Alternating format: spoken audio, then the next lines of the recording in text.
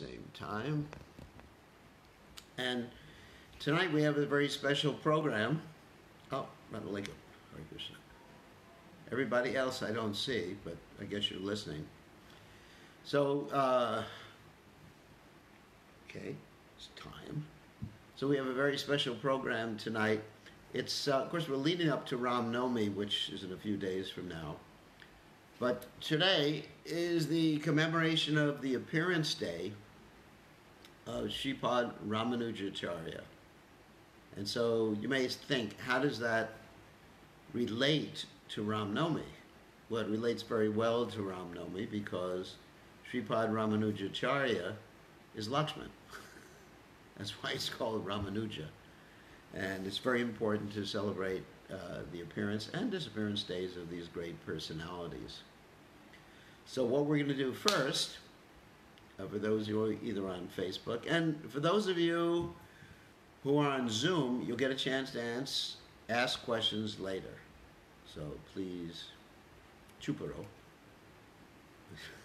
which means don't say anything in the meantime. We're going to start chanting the prayers to Vaishnavas, Ohe Vaishnava Thakur. And that's an appropriate way to introduce this particular topic. So for those of you who just joined us, we are celebrating the appearance day of Sripad Ramanujacharya. Let me just light. Please don't unmute yourself. So we are celebrating the appearance day of Sripad Ramanujacharya, and we are going to chant Ohe Vaishnava Thakur. And I guess you can listen and you can chant yourselves at home along, but don't unmute yourself because it'll get a little unwieldy.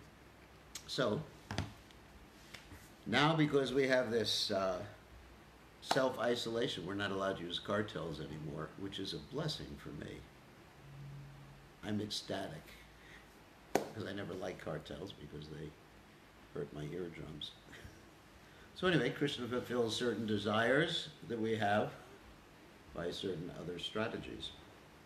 Okay.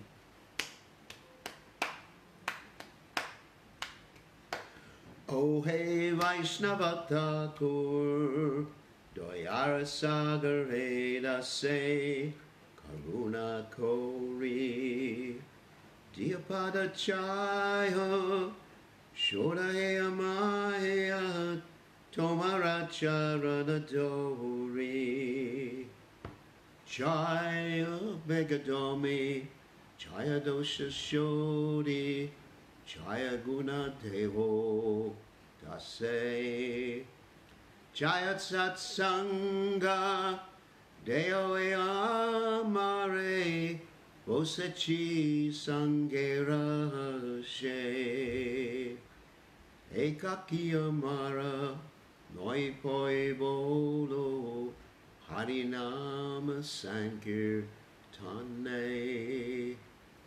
Tumi Kripa Kori Shada Bindu Dia Deho Krishna Namadane Krishna say Tomara Krishna Dite Paro Tomara Shakati Ache Amitau Kangala Krishna Krishna Boli Dahi Tabapache Ache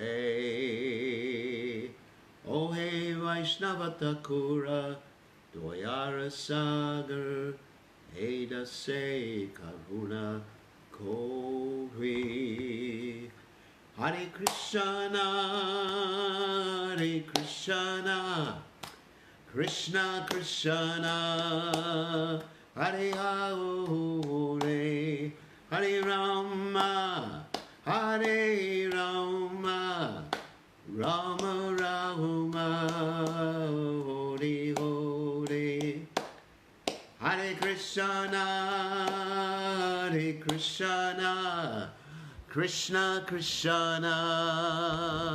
Hare Hare Hare Rama Hare Rama, Rama Rama, Hare Hare, Hare Krishna, Hare Krishna, Krishna Krishna, Hare Hare, Hare Rama, Hare Rama, Rama Rama, Hare Hare, Hare Krishna, Hare Krishna, Krishna Krishna, Hare Hare, Hare Rama, Hare Rama, Rama Rama, Hare Hare, Hare Krishna,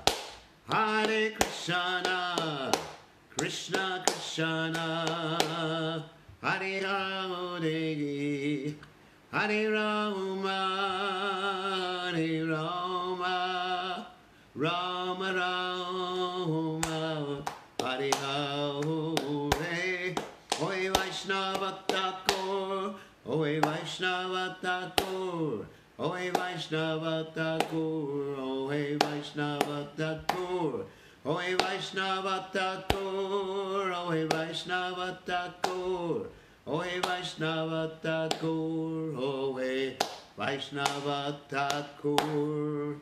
Jai, all glory is the assembled devotees, all glory is the assembled devotees, all glory is the assembled devotees. All glory is to Shri Guru and Gauranga Srila Prabhupada Ki Jai. So I'll read the translation to this nice poem. O Venerable Vaishnava, O Ocean of Mercy, be merciful unto your servant. Give me the shade of your lotus feet and purify me. I hold on to your lotus feet. Teach me, please everybody leave your phone on mute. If you're on Zoom, don't take it off. Teach me, give me the shade of your lotus feet and purify me. I hold on to your lotus feet. Teach me to control my 6 passions, rectify my 6 faults, bestow upon me the 6 qualities, and offer unto me the 6 kinds of holy association. I do not find the strength to carry on alone the Sankirtan of the holy name of Hari. Bless me by giving me just 1 drop of faith with which to obtain the great treasure of the holy name of Krishna. Krishna is yours, you have the power to give him to me. I am simply running behind you, shouting, Krishna, Krishna. So, please leave your phones on mute. That's my request. So, anyway, so today we are commemorating the appearance day of Sripad Ramanujacharya. Ramanujacharya, let me get my notes on Ramanujacharya here. He is the Acharya of the Sri Sampradaya. Sri Sampradaya means the Lakshmi Sampradaya. Now he is called Ramanuja because he is the younger brother of Ram. And that's why it's appropriate we talk about Ramanujacharya on these days leading up to Lord Ram's appearance day. Ramanuja, that means he's Lakshman, an incarnation of Lakshman. So just a little bit of philosophical information here. The Sri Sampradaya is known for Vishishtadvaita, which means qualified oneness, which is very similar to our philosophy of Achincha Beta Beta Tattva, taught by Chaitanya Mahaprabhu, which means one and different, everything is one and different simultaneously from the Lord. In other words, the material energy is one and different from the Lord, the spiritual energy is one and different from the Lord, we are one and different from the Lord. Amami Vangsa Jivaloke Jiva Bhuta Sanatana Manakshashtani Indriyani Prakritishtani Karshati. The Lord's energy, just like the sunshine, is the same as the sun, and it's different from the sun simultaneously. So in the same way, this is the meaning of Achincha Beta Beta Tattva philosophy, which is very similar to Vishishtadvaita philosophy. Now, Madhvacharya's philosophy, and it's interesting, Madhvacharya is the Acharya of the Gaudiya Madhva Sampradaya, Madhva Gaudiya Sampradaya. his philosophy was Advaita. So he basically posited an extreme difference between the spiritual energy and the material energy, or between the Lord and the material energy. Whereas we are saying that the Lord and his energies are intimately connected, in one sense, non-different from him, controlled by him, and they are eternal servants of the Supreme Personality of Godhead. So that's enough about philosophy. So here's the story.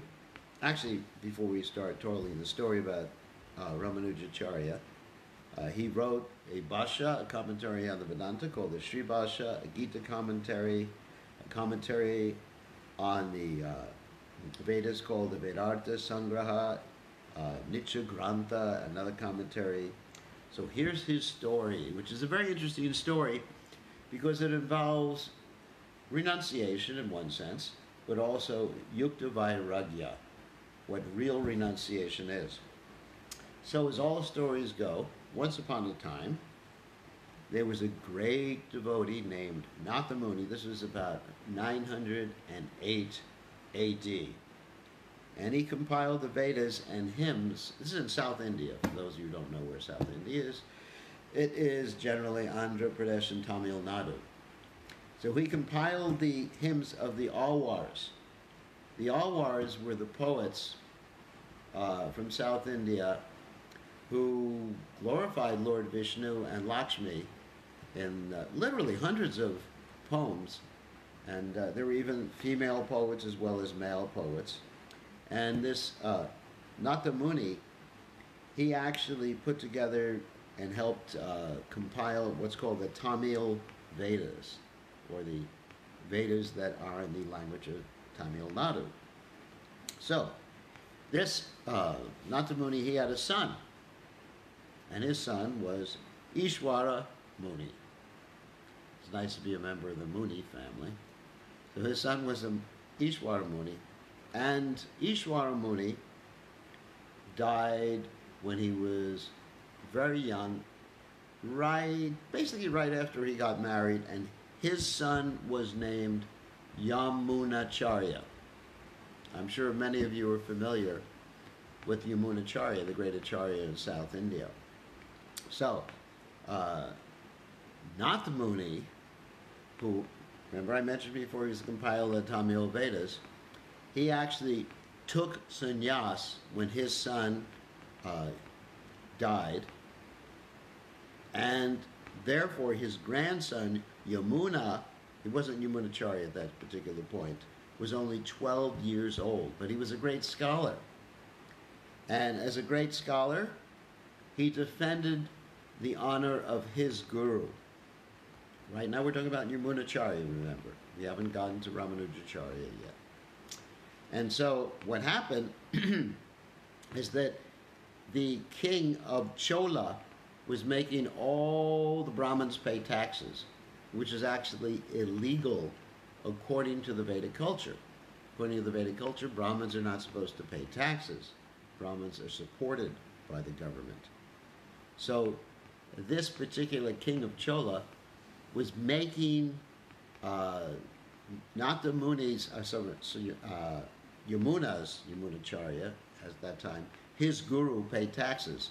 So Yamunacharya wanted to challenge this particular strategy.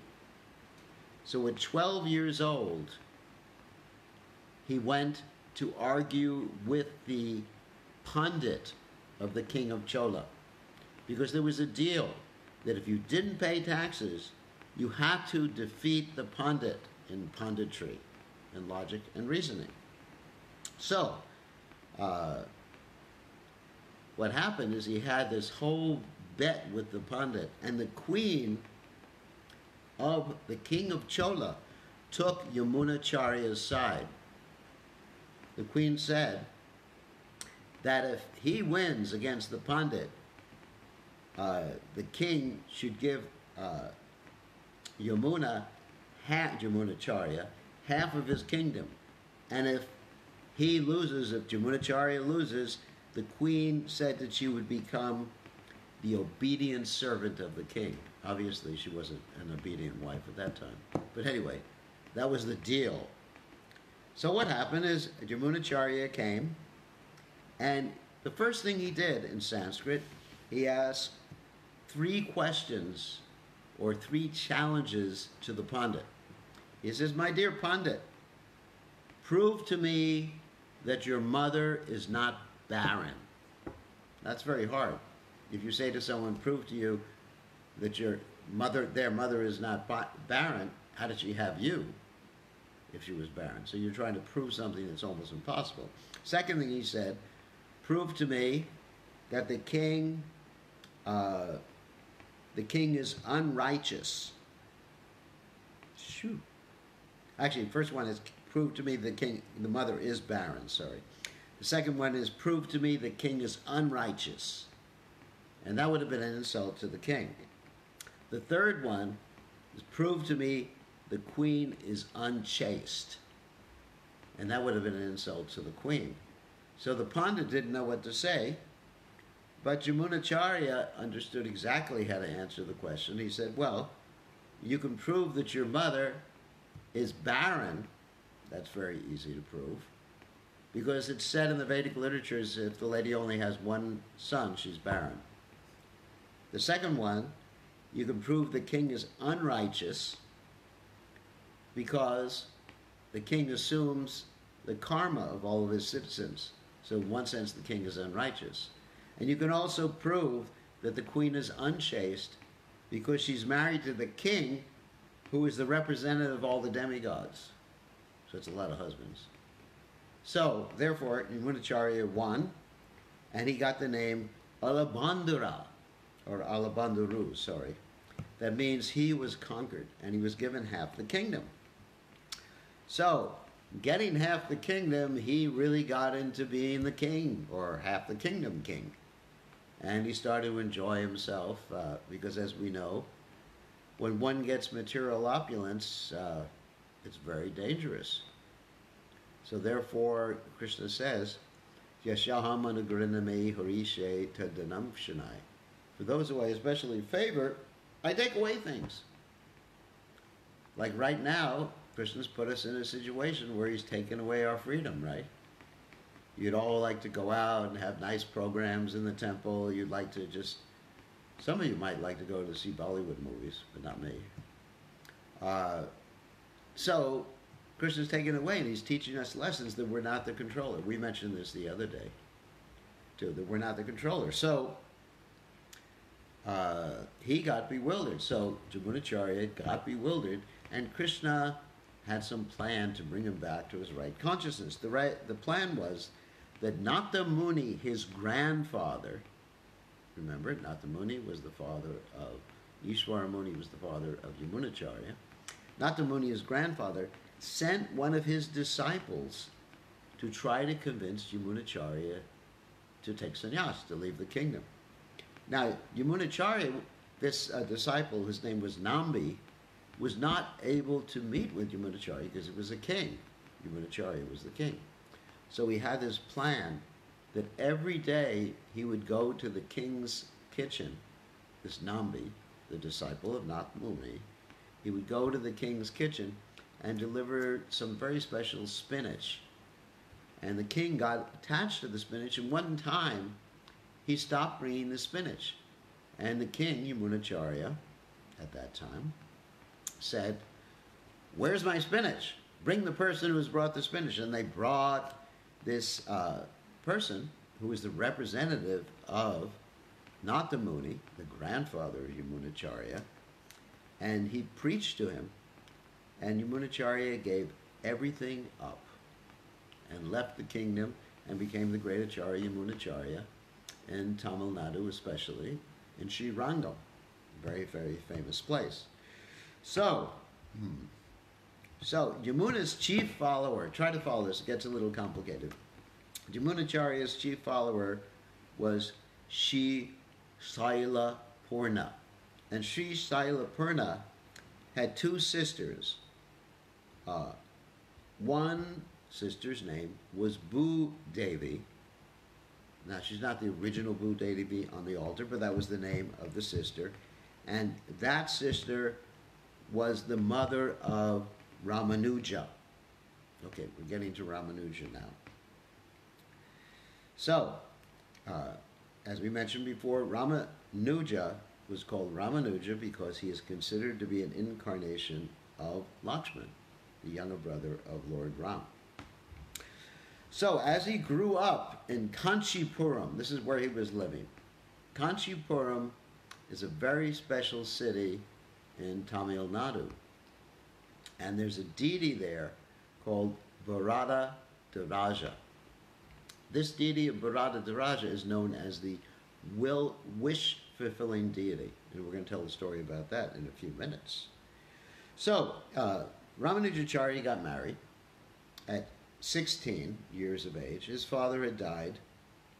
And Ramanujacharya had a guru that was not a devotee. His guru's name was Yadava Prakash, who was an impersonalist. At the same time, Ramanujacharya was associating with a 6-year relationship with someone else called Kanchi Purna. Kanchi Purna was a disciple of Yamunacharya, but he was from a very low-class family, at least what's considered to be a very low-class family in India. Now, those of you who are from India know that there's a lot of discrimination against people from a so-called low-class family. We discovered last time we were in Vrindavan that there's many Brajabasis who are prohibited from coming in the temples in Vrindavan and in Govardhan because they're considered to be of a low-class family. They're Brajabasis, multi-generation Brajabasis, people who are just like have Krishna in their hearts, who are basically talking to Krishna every day, and they're prohibited. This is such a disgrace that that's allowed to happen. Anyway, getting to the point. So Kanchipurna was a disciple of Yamunacharya in a low-class family, and he associated with Ramanuja.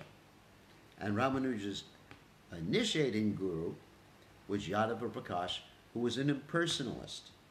So one time, Yadava Prakash was giving a commentary on what's called the Sandogya Upanishad, in which the Lord's eyes are described in a certain way as being reddish.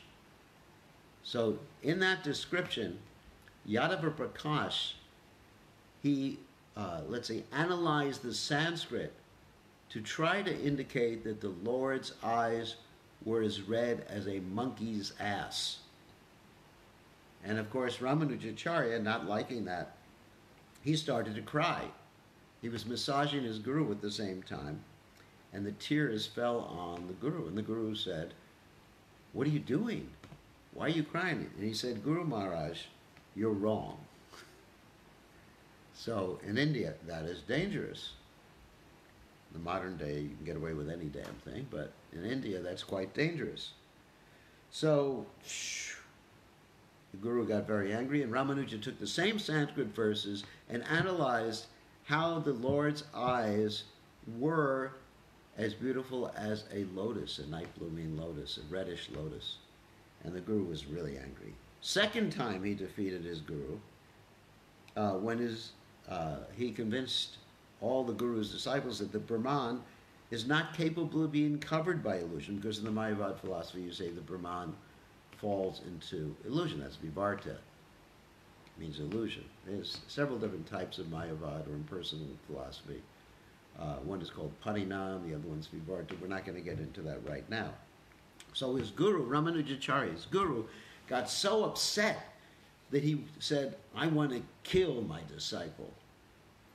And he wanted to kill his disciple in a very wonderful way. All of you who ever want to kill someone, this is a way to do it. That he told his disciple, "Let's go to the Ganges." And he had a plan with all of his other disciples to kill Ramanujacharya at that point, and then bathe in the Ganges. Pretty nice, isn't it? That you can bathe in the Ganges and do any damn thing you want. Or, like we say when we're worshiping Tulsi, You can kill someone in yani kani chapapani brahmahacha dikanicha tani tani pranishanti parakshana padepade. That every circumambulation of Tulsi become free from all the offenses and all the karma, even that of brahmahacha. So don't kill Brahmins, but I'm joking about this, of course. So the Guru had this whole plan. Let's all go to the Ganges. So they went all the way across India, all the way north, of course, to the Ganges. And Ramanujacharya's brother Govinda informed him. And in the middle of the night when they were by the Ganges, Ramanujacharya left the party. And interestingly enough, even though he was wandering through the woods, Lord Vishnu appeared as a fowler. A fowler is someone who hunts for birds. He appeared as a fowler and directed Ramanujacharya and somehow or other got him to go back to Kanchi and practically instantaneously. A very, very interesting story. So Ramanujacharya, being very liberal, began or continued to associate with his guru. That takes a lot of determination after the guru tries to kill you. So one time, shortly after his guru got back, his guru was very upset that his disciple was still alive. The king of Kanchi had a problem. His daughter was haunted by a ghost, a Brahma Rakshasa ghost. And so Ramanujacharya's guru tried to cure this girl, but the ghost laughed at Ramanujacharya's guru. He said, ha ha ha ha. The only person who could cure me is Ramanujacharya. And so Ramanujacharya, he actually was able to get rid of the ghost, and the ghost flew out of the girl's body, went into a tree, broke a few branches, and that the guru thought, this is enough with this guy. Got to get rid of my disciple. But didn't try to kill him at that point, just kicked him out. After Ramanujacharya described this verse from the Vedic literatures, Sarva Kal Idam Brahma, which means basically everything is Brahman. And we understand, that's true, everything is Brahman, but there's variety in Brahman. There's energies of Brahman. So, getting back to the point, so Ramanujacharya is married at this point to a very nice girl, Rakshakambal, and his wife is from a very, very high-class Brahminical family. Remember, his Siksha Guru is from a very low-class family, although he's a pure devotee, Kanchipurna. So Ramanujacharya continued serving his Siksha Guru, but Ramanujacharya's wife didn't like it at all. And what happened, several different things happened, was that one time Ramanujacharya's wife was preparing prasadam for Ramanujacharya's Siksha Guru, and the Siksha Guru came early before Ramanujacharya came back, and she fed him, but then she threw away all the food or fed it to the dogs afterwards, his remnants. And when Ramanujacharya heard that, he got very upset. Now, a second thing happened is one time Ramanujacharya's wife and the wife of Ramanujacharya's Siksha Guru were taking water from a well simultaneously, and some of the water from Ramanujacharya's Siksha Guru's wife's bucket fell into the bucket of Ramanujacharya's wife. The bucket belonged to Ramanujacharya's wife. And Ramanujacharya's wife just threw the water away. Said, yeah, it's contaminated water. So Ramanujacharya took some very severe measures after that with his wife. In the meantime, while all this was going on, Jamunacharya, who was in Srirangam, which is some distance from Kanchipuram, called for Ramanujacharya. So Ramanujacharya went to Srirangam, but then he discovered that Jamunacharya had left his body. He was lying on his back. He just left his body a few hours earlier, and he had 3 fingers in his hand clenched like that. And Ramanujacharya asked the disciples of Yamunacharya, did he ever do that before? And they said no. And then Ramanujacharya revealed the three aspects of the mission of Yamunacharya that had not been accomplished. And as he revealed them, each finger opened. He said, one, teach people in general. In other words, teach Krishna consciousness to the whole world. Two, write a Vedanta commentary. And three, name one disciple, Parashara Muni. So then it was understood that Ramanujacharya was the disciplic descendant of Yamunacharya, even though he wasn't the direct disciple. So he returned to Kanchi, where his wife was, and he was very disinterested. And as I mentioned before, several of these things happened that really got him angry at his wife. So Ramanujacharya thought, this is it. I gotta get out of here. Some similar story to Prabhupada and his wife. So Ramanujacharya had a trick. He called for a Brahmin, and he told the Brahmin to deliver a message. Because in those days, Brahmanas were messengers too. And the message was that Ramanujacharya's wife's mother was planning a marriage for someone in the family and requesting Ramanujacharya's wife to go to their village. And so that Brahmin arrived and gave the message to Ramanujacharya's wife, and Ramanujacharya's wife told the message to her husband, Ramanujacharya, and he made believe he didn't know anything about it. And she said, I have to go to my village. And Ramanujacharya said, all right, go to your village. I'll be coming very shortly after you. But guess what? He never came shortly after her. And he took sannyas. And therefore he got the name Yati Raj. Yati Raj means the king of sannyasis. Yati Raj, king of sannyasis. And initially, he initiated his first disciple, who was Dasarati, his cousin, and his second disciple, Quresh, who had a photographic memory. Now this Quresh, he's still in Kanchi at this time, Ramanujacharya. So Quresh preached to Ramanujacharya's previous guru, Yadava Prakash, who was a Mayavadi, and converted him to Vaishnavism.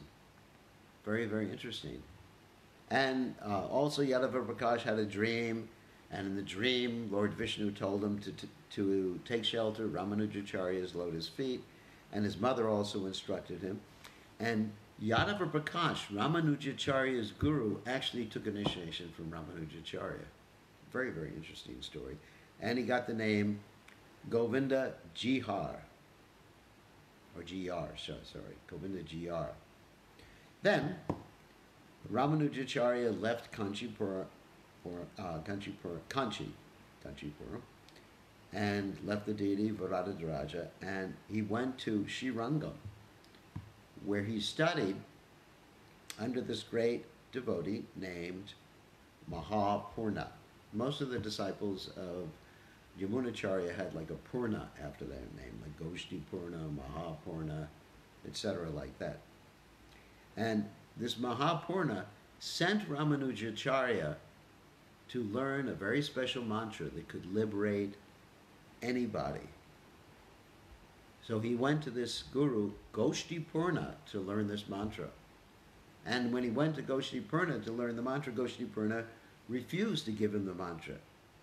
So Ramanujacharya begged many, many times to get this mantra. Finally, Goshti Purna agreed.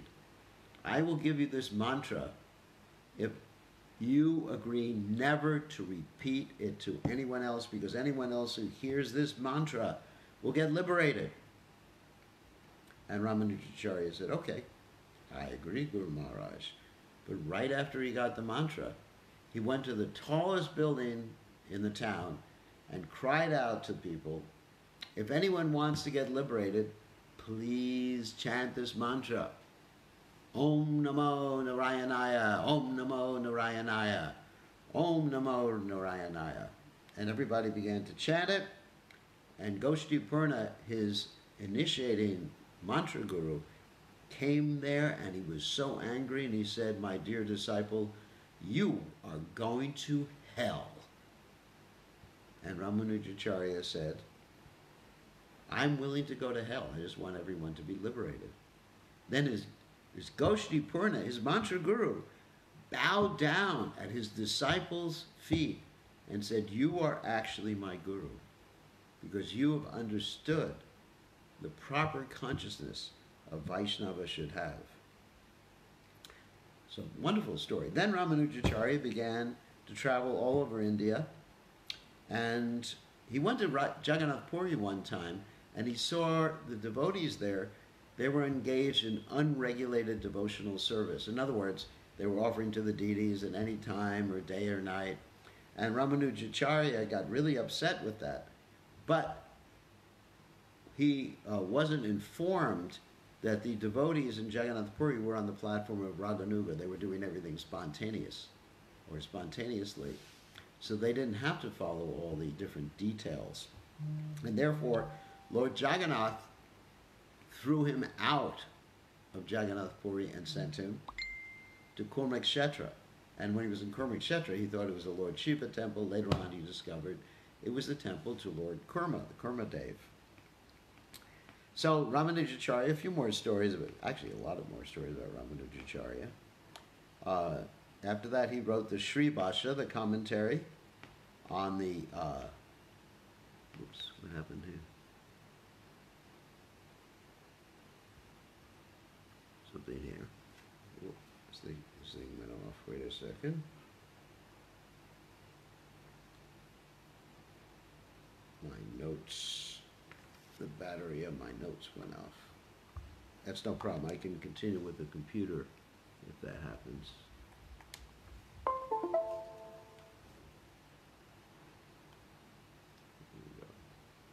One minute. Okay, let me go on to my computer notes. Hold on 1 second.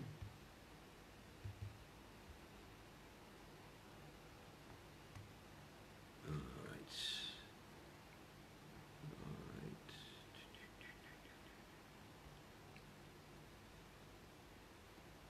Okay.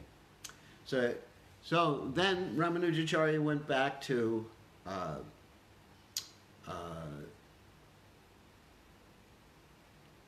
see, Kurmakshetra. Oh yeah, then after writing the Sri Bhashya, the commentary on the Vedanta Sutra, he was informed about a king, or the king of Chola, who was a Shiva worshipper, and he wanted everyone to worship Shiva instead of Vishnu.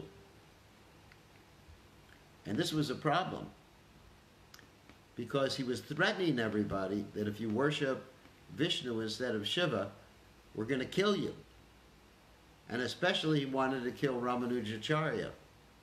So what happened is Kuresh, the disciple of Ramanujacharya, decided to take the position of Ramanujacharya and go before the king.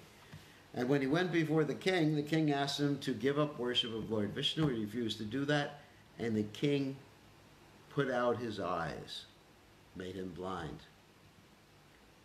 But Ramanujacharya told this disciple Kuresh that you should go before the deity of Varadaraja, the wish-fulfilling deity, and beg for your eyes back. So Kuresh went before the deity but didn't ask for his eyes back. In fact, what he did was he asked to be able to have the king forgiven for all of his sins. When Ramanujacharya heard this, he ordered Kuresh to go back before the deity, and he said to Kuresh that actually your eyes belong to me, are meant for my service, the service of the Guru, so ask for them back. And then he came out after having darshan of the deities, or the deity having darshan of him. He collapsed and he was able to see again. It's a miracle. Ramanujacharya was able to defeat anyone in philosophical debate. One time he had an argument with 1,000 Jains. He defeated them, and then they all committed suicide after he defeated them. And there's one famous story that's a very interesting story about a disciple of his named Dhanur Das. Hmm. Now, Dhanur Das was very attached. He was very attached to his girlfriend. Let me just go back to this, my other notes here. Excuse me. I'll take a second. Dhanur Das was very, very attached to his girlfriend. In fact, he was so attached to his girlfriend that when he would walk with his girlfriend, he would walk backwards in front of his girlfriend, hold an umbrella over her head, and fan her with a chamara. So once upon a time, Sripad Ramanujacharya and his disciples were there when he was doing that. And Ramanujacharya's disciples were shocked to see this guy. They were making fun of him. And Ramanujacharya said, no, don't make fun of him. You should actually bring him to see me. And so this Dhanur Das was brought to see Sripad Ramanujacharya. And Ramanujacharya asked Dhanur Das, why are you doing this? I mean, why are you fanning this lady? And why are you holding an umbrella over her head? Why are you walking backwards? And this Dhanur Das said, because she has beautiful eyes. And Ramanujacharya, instead of preaching heavy to him, this is interesting for us, because sometimes we as devotees preach heavy to people, and we burn people out. This is what happened to me when I first walked into a Hare Krishna temple. I got told that unless I joined, Kali Yuga was coming, and I was going to be living underground, as short as a dwarf. And guess what? I ran away for 2 years. And so Ramanujacharya understood you have to give people positive taste. Then they will give up the things that are not productive to Krishna consciousness. So Ramanujacharya said to this guy, Dhanur Das, if I show you someone with more beautiful eyes, do you want to go see them? And Dhanur Das said, sure thing. He thought it would be another beautiful girl.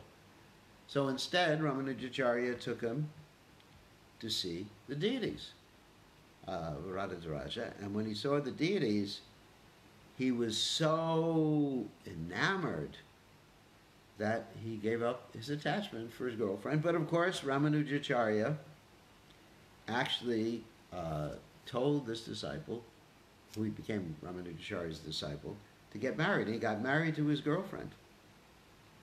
And the interesting thing is, as a married devotee, he was more detached than the brahmacharis. Because the brahmacharis would oftentimes complain that Ramanujacharya was spending so much time talking to Dhanur Das and his wife. And the brahmachari said, what are you doing? You're just an attached grihasta. And Ramanujacharya taught the brahmacharis and sannyasis a lesson. What did he do? One night, while the brahmacharis and sannyasis were sleeping, he exchanged all their clothes, put their clothes by another sannyasi, another brahmachari, and then when they woke up, they started fighting with each other. And then Ramanujacharya said, see how attached you are? Now I'm going to show you how detached and how Krishna conscious Dhanur Das is. So he told some of the sannyasis to go, or brahmacharis, to go over to the house of Dhanur Das and to take Dhanur Das's wife's jewelry away from her. So Dhanur Das's wife was resting, and they started to take the jewelry away. Actually, they took it off of her body, which is kind of unusual. And she turned over, and they ran away. And then Ramanujacharya told his brahmacharis to watch in the window, brahmacharis and sannyasis, to watch in the window when Dhanur Das came home. So Dhanur Das came home and he asked his wife why she had jewelry only on half of her body.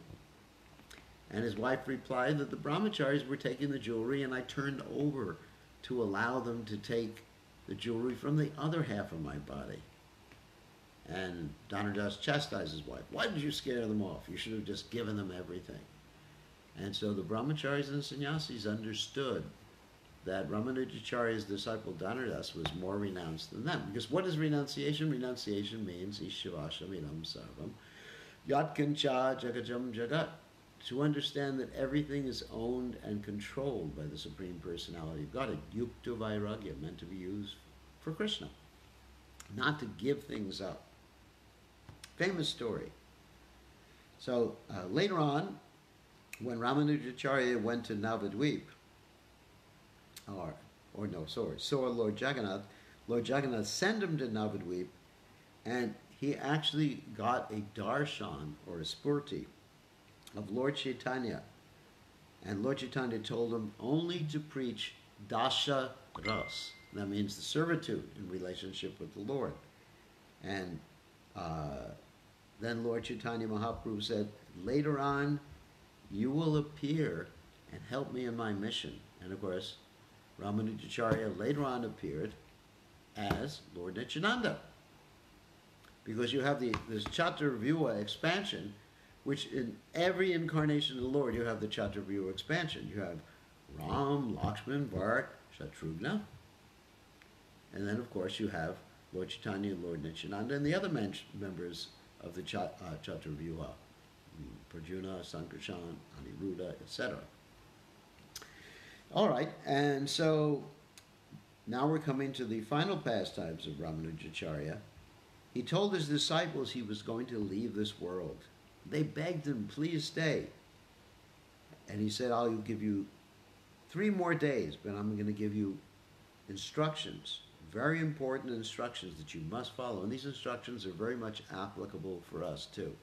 1, serve the Vaishnavas. That means all Vaishnavas. 2, have faith in the Vedas and the devotees.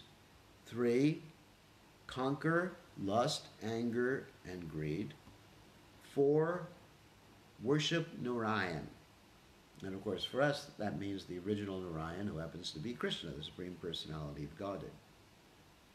And right before he left, they made a deity of him. And Ramanuja, he breathed on the deity. And he said, from now on, you can worship this deity as me. Then, with his head on the lap of Govinda, his cousin and disciple, he left his body in Srirangam. And to this day, in Srirangam, his body is preserved. Anyone who's gone to Srirangam can see that deity in front of the body, and his body is preserved. It's wrapped in cloth. And we've been there several times and offered our respects to Sripad Ramanujacharya. So today is very important, being Ramanujacharya's appearance day. And many lessons from this, of course. The first lesson is that Yukta Vairagya, and also Ramanujacharya was very enthusiastic about defeating impersonalists, as Madhvacharya and Sri Chaitanya Mahaprabhu and Srila Prabhupada were. But what I get from this story with Dhanaradas is that it's not important. Kiva Vipra, Kiva Nyasi, Shudakena Noi, Ye Krishna Tattva Vedak, Se Guru Hoy. Whether one is, let's say, one caste or another caste, or even a man or woman's body, or Shudra or Brahman, or wherever one is born, if one knows the science of Krishna, knowing the science of Krishna means to apply it, not only Gyan, Vigyan, then that person can be Guru.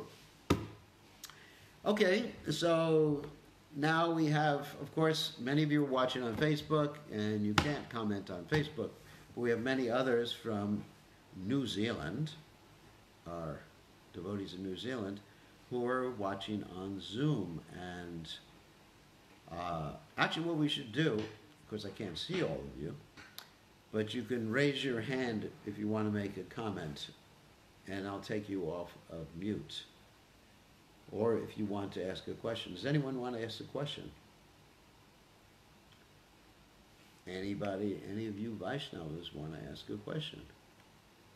Raise your hand if you want to ask a question about Yamunacharya, or Ramanujacharya, or Srirangam, or any of the topics we talked about today. Or are you all just tired from the day? question? Okay.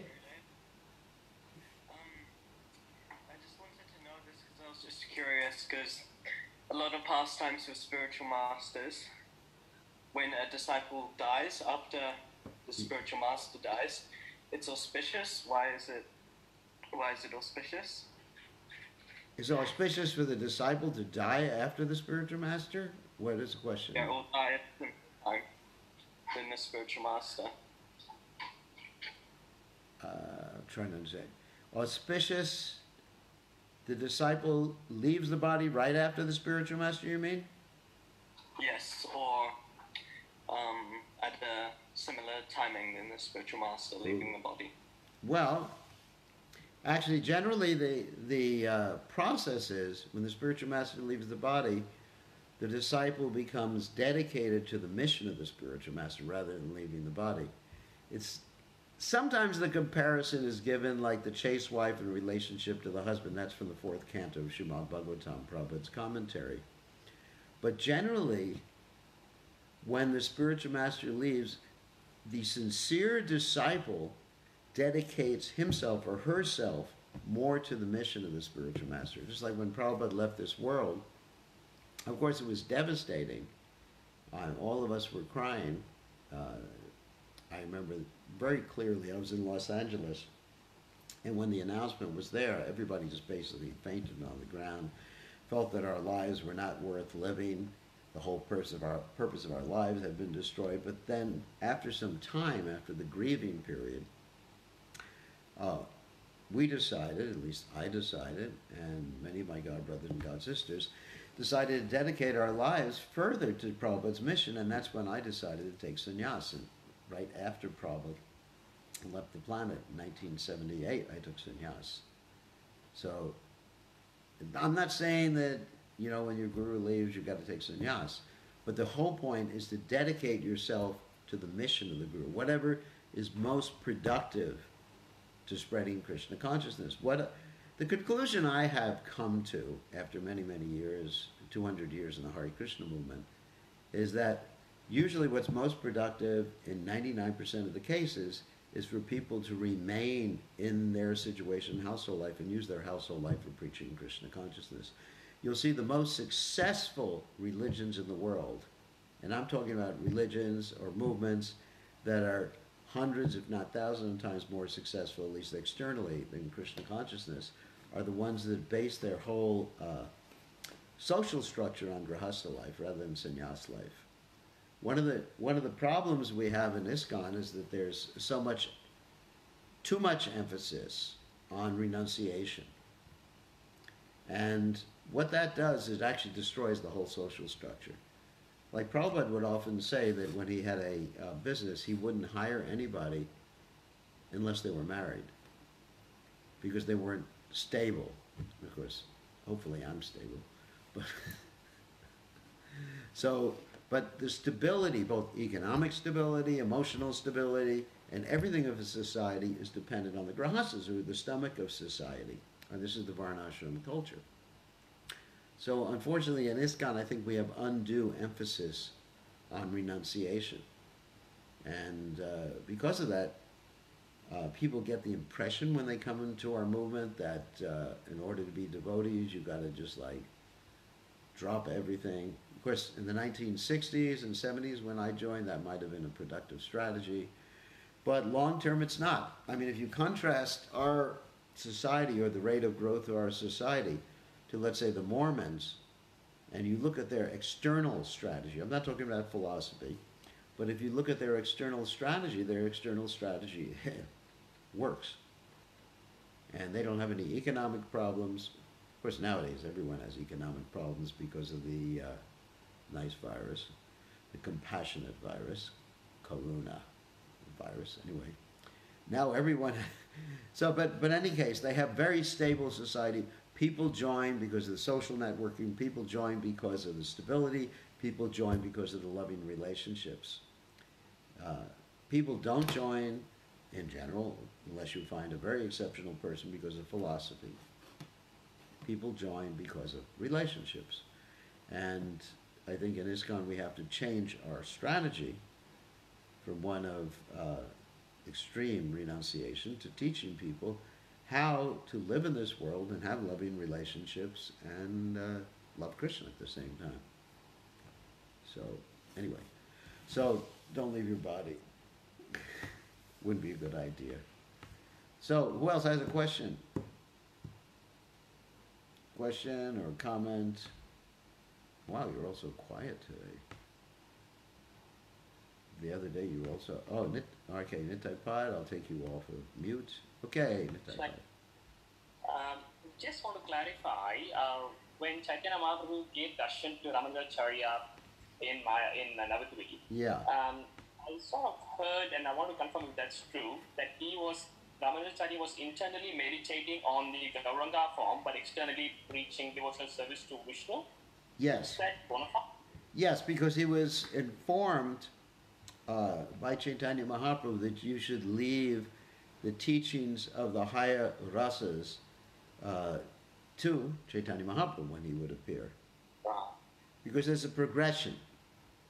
I mean, like you say, even Lord Brahma, he knew about the higher rasas because otherwise he wouldn't have been able to write or speak the Rama Samhita. That's right. But he didn't really write about them or speak about them so much. So you leave something up to the next acharya or the next group of acharyas. Like Prabhupada actually said at one time that Bhakti Vinod Thakur could have spread Krishna consciousness all over the world. And then the devotees asked Prabhupada, well, why didn't he do that? And Prabhupada said, because he wanted to give us some service. He wanted us to do that. So, anyway, there's a plan of the Lord, and these great acharyas know the plan of the Lord. Fortunately, we have the association of Sri Chaitanya Mahaprabhu and his dearmost devotees, especially His Divine Grace Srila Prabhupada, and we're given the highest knowledge.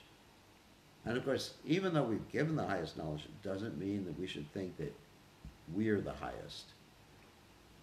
We're the highest. And we should appreciate those who worship Lord Vishnu. I've been in Sri Rangam many times, and it's very beautiful there. Everyone is chanting Om Namo Narayanaya, Om Namo Narayanaya. It's just like, it really touches the heart. So people should not think that they're more advanced than they actually are. That's a problem. That's actually a problem we have in ISKCON. We have a lot of people who think they're on a higher level than they actually are in devotional service. So we should be humble. Trinadapit Shunichena Tarori Vasahishana Manina Manadena Kirtina Sadahari. Okay? Thank you, Gurudev. Thank you. Okay, anybody else? Guru Maharaj? Yes, Guru Maharaj. I just want to just find out something.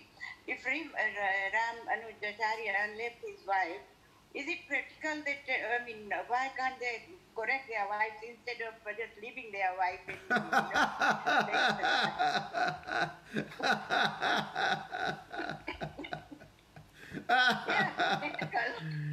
Oh, that is funny. Okay, I guess I got to answer that difficult question. You remember the story? I'll leave you on so you can talk. Remember the story of Prabhupada?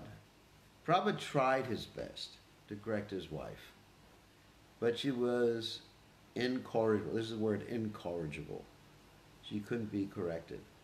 And basically, Ramanujacharya's wife was, at least externally, I don't know who she was in the spiritual world, but at least externally, she was a Vaishnava Aparadi.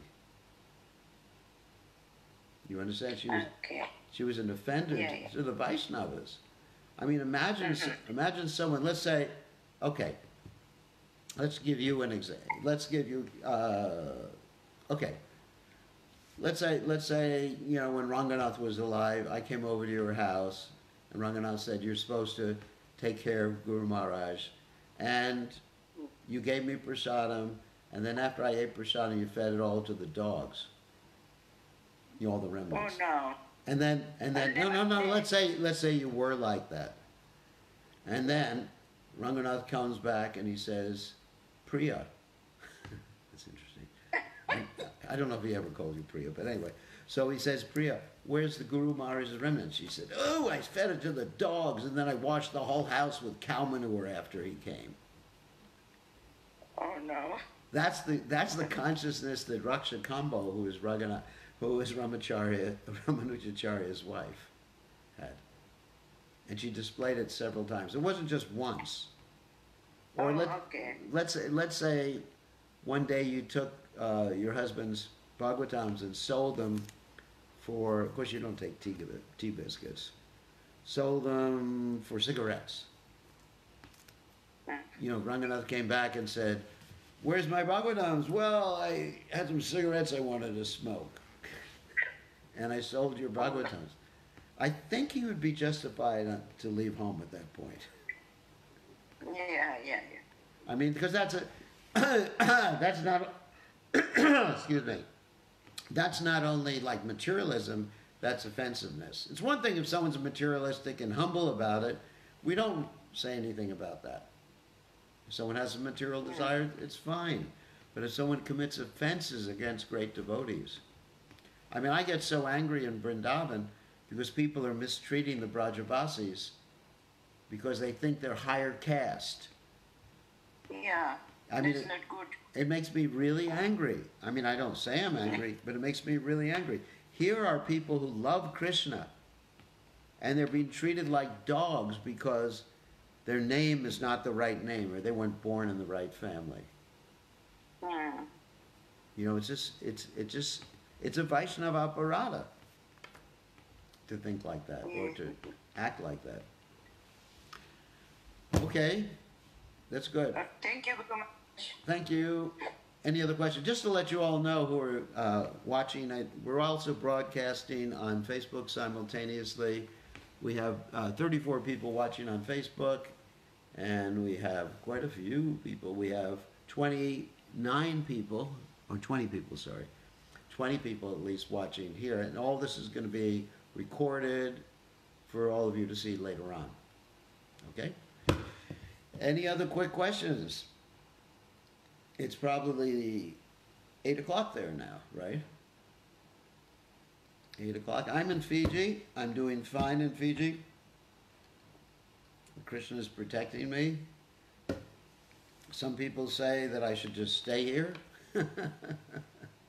and be protected, but we have to see what Krishna wants. I know Krishna will protect me wherever I go. And so if Krishna wants me to leave, Krishna arranges an airplane, I'll go. Otherwise, I'll stay here for as long as Krishna wants. The devotees have been very nice to me. We're actually in full isolation here. That is, I'm not even going to people's houses now anymore. Because I don't want people to mix with each other. I'm not afraid for myself, but I don't want people to mix with each other. And possibly, there was another case discovered here in Fiji today, not amongst the devotees. So I just want the devotees to be protected and take adequate measures. So we're doing all of this association with people by internet. And tomorrow morning, for example, I'm giving a class to the devotees in Europe by internet, by the same means. So, if there's no other questions... Who does the prasadam, Guru Maharaj? What's that? Who does the prasadam? Who cooks the prasadam? Prasadam Saki. Saki is Sanatan's wife. Sanatan's wife. Yes. And Gokul Bandhu is coming to help too. But, you know, I'm fine. I know how to cook myself. And Not in Fiji, though. all my not in Fiji, but all my laundry's being done. You know, and just there's no problem. Okay. The only problem in this world is if you think you have a problem, because Krishna is everywhere and everything and controlling everything. So if Krishna arranges something, that's the way it's meant to be, and you learn how to be Krishna conscious in that circumstance.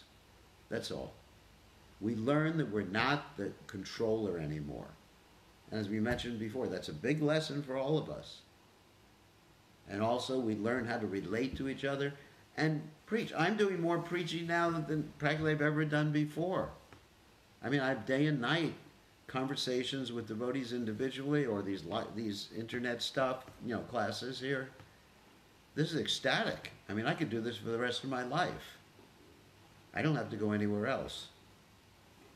So, Krishna, Krishna will give you what you need and protect what you have, but you have to be flexible enough to understand what Krishna is saying and use your intelligence in applying that. Okay, I think it's time to... What? One more question? What? Someone else? Hare Krishna Gurudev. Oh, Pranam. okay. Nalini Kant and Radha Padma. What's up? Gurudev, before question.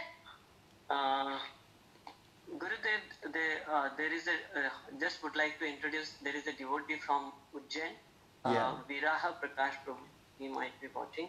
My question is, Gurudev, today we were discussing about difference between Mayavad and impersonalism. Yeah. I tried to say something, but I wasn't very clear. Can you please enlighten us? Okay. Well, actually, these are overlapping concepts. A Mayavad basically says the Lord's body, the Lord's pastimes, it's all Maya. Everything's illusion. And impersonalist means that basically, ultimately, there's no variety. Variety is an illusion. Or ultimately, the goal is, there's different varieties of impersonalists. Ultimately, the goal is to merge into the Brahman, into the Absolute, into the Supreme Personality of God, because he's not a person, and become one with him. So just understand what it means according to the word. And Shunyavadi is one who believes basically everything is void. Like some types of Buddhists, not all Buddhists. Devotees don't generally devotees don't understand Buddhism because there's actually 1,001 different varieties of Buddhism. But Mayavadi means the Lord's body, everything about him, all variety is Maya or illusion. Got it? Yeah. Mayavadis, they do also claim that there is no difference between Krishna, Bhagavan, and us and any living being. Yeah, because it's all variety is illusion.